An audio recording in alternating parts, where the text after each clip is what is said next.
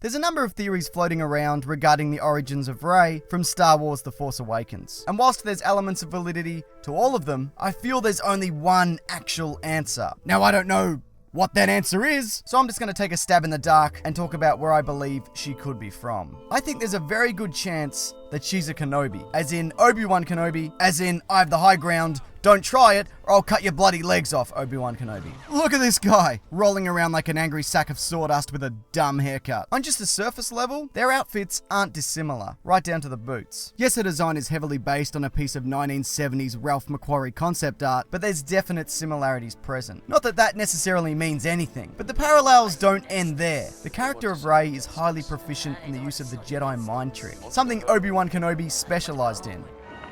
You don't need to see his identification.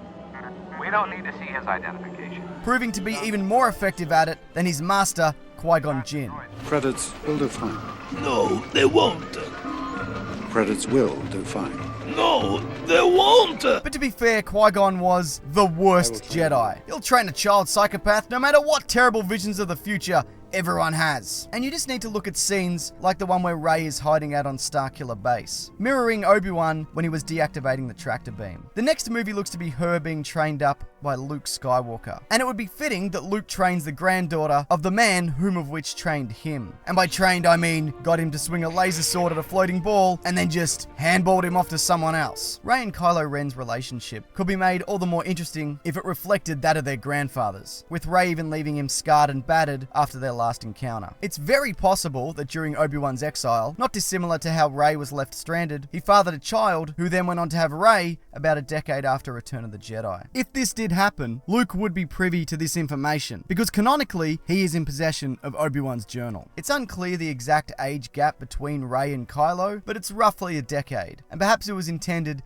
that she trained with Luke, and then with word of the new Jedi massacre, she was hidden on Jakku, which seemed like the safest option available. Daisy Ridley has also previously stated in an interview that her solitude is a big clue in terms of who she is. Now, a number of Jedi have gone into hiding over the years, including Luke, but at this point, Obi-Wan is probably the most well-known. Not to mention, he even appears in The Force Awakens, in Rey's vision, which links the two of them. The combined vocals of Ewan McGregor and Alec Guinness had him saying the line, "Rey, these are your first steps," which is very similar to something he once said to Luke.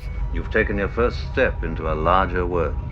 There were other voices present in that scene, including Yoda and Luke screaming no, so that doesn't necessarily mean anything, but if she was a Skywalker, you'd think Anakin's voice would also be heard. There are also rumors of an Obi-Wan Solo movie that takes place between episodes 3 and 4. If it is revealed that she is Rey Kenobi in episode 8, that would help generate interest in that spin-off film, the same way that people might be more interested in a young Han Solo film now that he's dead Han Solo. At this point, given the information we have, I think this is the most likely theory. But like I said, there are a number of other valid ideas, including that she's Han and Leia's daughter, that she was born of Darth Vader's DNA, cloning technology still exists in this universe, so that is possible, that she's a relation of the Emperor, a virgin birth like Anakin was, or perhaps even a descendant of any of the Jedi that survived Order 66. A very popular theory is that she's Luke's daughter, who's been mind-wiped, which could explain her strong use of the Force and connection to the Skywalker lightsaber. But you gotta remember that Obi-Wan Kenobi was also in possession of that weapon for 30 years, making Anakin and Luke not the only ones with a link to it. In fact,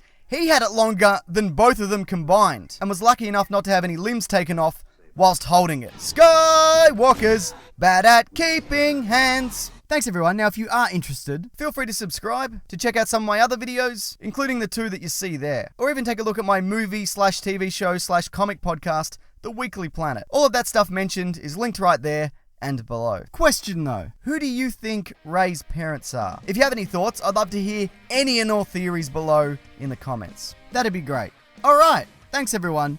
Take care.